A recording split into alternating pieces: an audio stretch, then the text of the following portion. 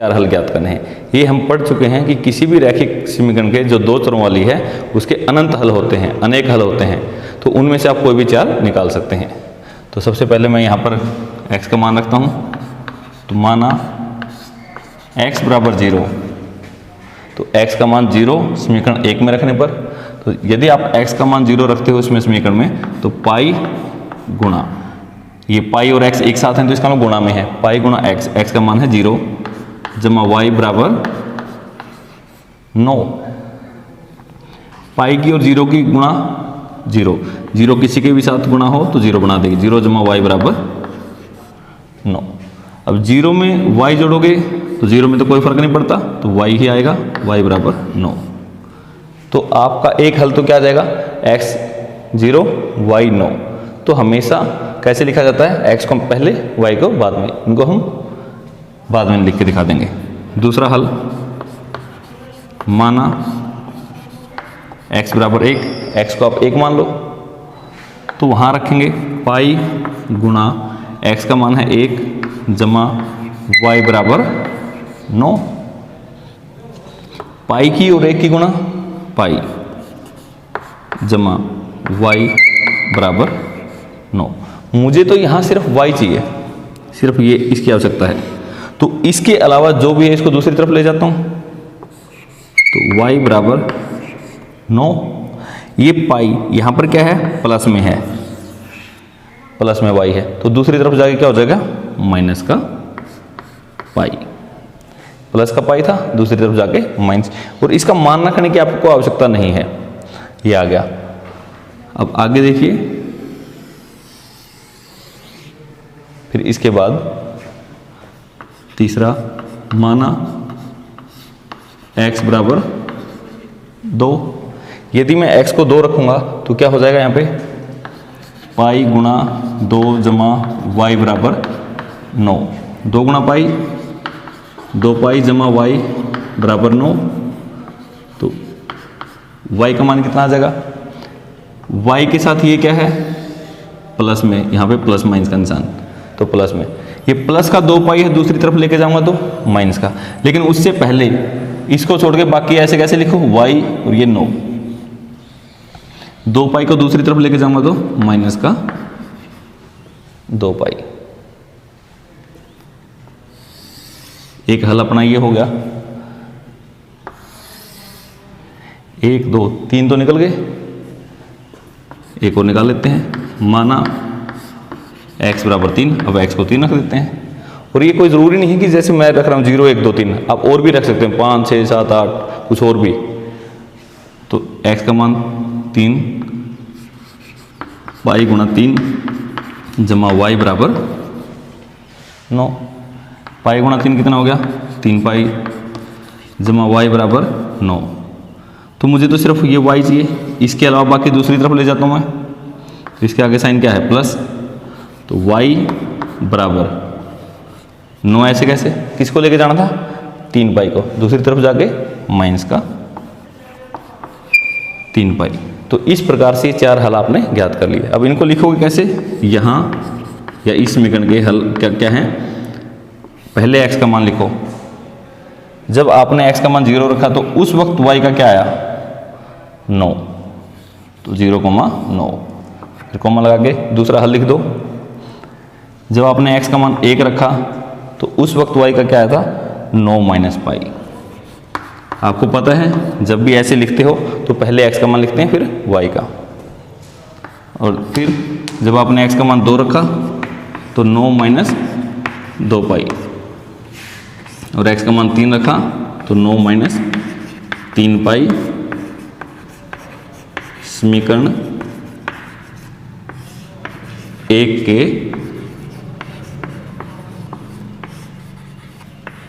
हल हैं, ये समीकरण 1 के हल हैं। इस प्रकार से आपको लिखना है। का एक्सरसाइज 4.2 का तीसरा सवाल, यहाँ आपसे क्या पूछा गया है, निम्नलिखित हलों में से, ये हल दे रखे हैं, निम्नलिखित हलों में से इस समीकरण के कौन से हल हैं और कौन से हल नहीं हैं, तो ये चेक करना है। पहले क्या दिया था आपको, समीकरण दी थी, पूछा था कितने हल हैं, अनंत हल हैं। फिर आपको क्या दिया गया, समीकरण दे दिए, आपसे पूछा गया कि 4 4 हल निकालिए, हल आपने ज्ञात किए। अब आपको कुछ हल दिए गए हैं, ये पता करना है क्या ये उसके हल हैं या नहीं। तो इसकी विधि देखिए क्या है। जैसे पहला है, पहले की हम जांच करते हैं कि ये हल है या नहीं। तो इस समीकरण में जहां x है उसकी जगह 0 रख दीजिए और जहां y है वहां 2 रख दीजिए। मैं लिख भी देता हूं यहां पे, x का मान तो क्या है यहां पर, जो पहला है 0 और y का मान 2। समीकरण 1 में रखने पर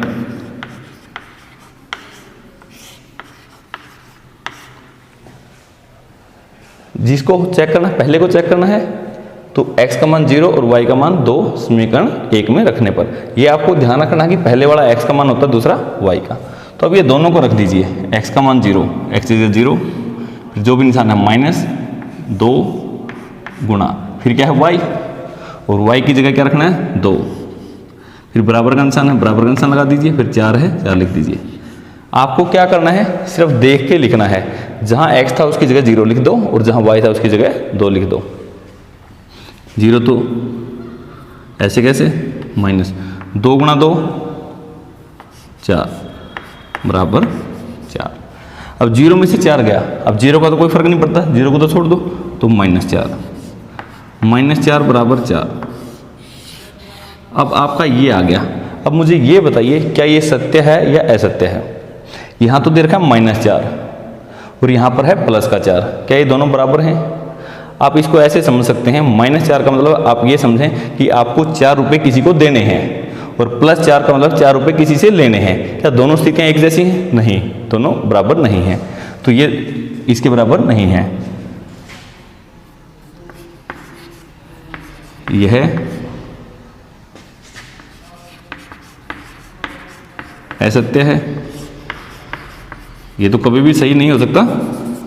जो ये आपका रिजल्ट आया ये तो कभी भी सही नहीं है, इसलिए अगर ये असत्य आता है तो इसलिए कौन था हल, किसको चेक किया, 0,2। समीकरण 1 का हल नहीं है। बस आपको चेक करना था समीकरण 1 का हल है या नहीं। तो आपको प्रत्येक स्थिति में यही आपको फॉलो करना है। x का मान 0, y का 2 यहाँ पर रख दिया, दोनों तरफ से हल किया। जो दोनों उत्तर हैं क्या बराबर आए, यदि बराबर आते हैं तो सत्य है और हल है, अदरवाइज नहीं है। अब देखिए, इसको आप दूसरे को उसी विधि से चेक कर लेंगे, तीसरे को भी आप खुद चेक करेंगे। मैं इसको चेक कर देता हूँ, नंबर 4 को। x का मान क्या रखेंगे, x का मान वर्गमूल 2, y का मान 4 वर्गमूल 2 समीकरण 1 में रखने पर। ध्यान से रखिए, x का मान वर्गमूल 2 -2 गुणा y का मान ये 4 वर्गमूल 2 बराबर 4। वर्गमूल 2 निकालने की आवश्यकता नहीं, वर्गमूल 2 ही रखो। ये देखो, इस वर्गमूल से पहले की संख्या है, दोनों गुणा हो जाएंगे। 4 गुणा 2 8 वर्गमूल 2 बराबर 4। अब ये देखिए, ये 8 वर्गमूल 2 है और ये 1 वर्गमूल 2 है। इसके आगे निशान प्लस का है, इसके आगे माइनस का है। यदि एक प्लस की और एक माइनस की संख्या हो तो क्या करते हैं, बड़ी में से जो आपको बड़ी दिख रही है उसमें से छोटी को घटा देते हैं। 8 वर्गमूल 2 में से 1 वर्गमूल 2 गया तो 7 वर्गमूल 2। जो आपको बड़ी नजर आ रही थी उसका निशान आता है हमेशा, तो माइनस बराबर 4। तो आप इसको दोबारा से देखिए, यहाँ 2 संख्याएं थी, एक प्लस की और एक माइनस की। जो आपको बड़ी दिख रही है उसमें से छोटी घटा दो। 8 वर्गमूल 2 में से 1 वर्गमूल 2 गया तो 7 वर्गमूल 2। निशान हमेशा बड़ी का आएगा, जो आपको दिख रही थी बड़ी। अब मुझे ये बताइए, क्या ये दोनों बराबर हैं? नहीं, यह असत्य है। यह असत्य है, इसलिए वर्गमूल 2 कोमा 4 वर्गमूल 2 समीकरण 1 का हल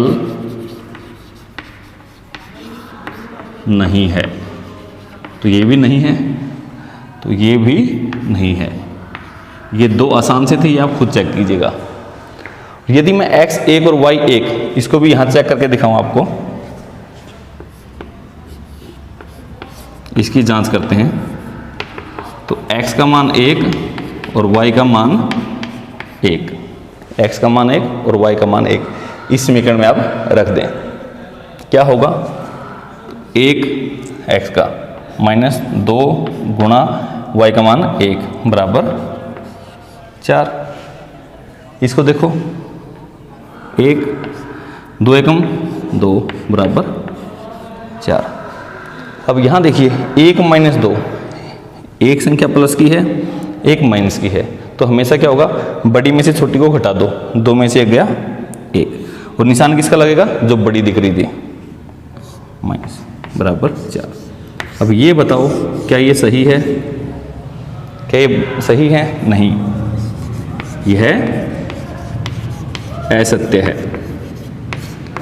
अगर यह असत्य है तो क्या ये उसका हल होगा? नहीं, ये उसका हल नहीं होगा। तो यहाँ भी आप यही लिख सकते हैं कि ये उसका समीकरण का हल। चौथा सवाल यहाँ देखिए, यदि x बराबर 2 y बराबर 1 समीकरण 2x + 3y = k के हल हैं, तो k का मान ज्ञात कीजिए। तो x का मान 2 और y का मान 1 वहां पर रख दीजिए। ये आपकी समीकरण थी। यहां पर x का मान तो 2 गुणा जो x था उसकी जगह 2, 3 गुणा y की जगह 1, तो k का मान निकाल लीजिए। 2 गुणा 2 4, 3 गुणा 1 3 बराबर k। क्योंकि ये इसके हल दिए गए हैं तो इसमें रखोगे तो दोनों बराबर आएंगे, क्योंकि हल तो तभी होते हैं जब दोनों बराबर आते हैं। तो 4 + 3 7 बराबर k। तो k का मान कितना आ गया? 7 आ गया। तो इस प्रकार से आप k का मान निकाल सकते हैं।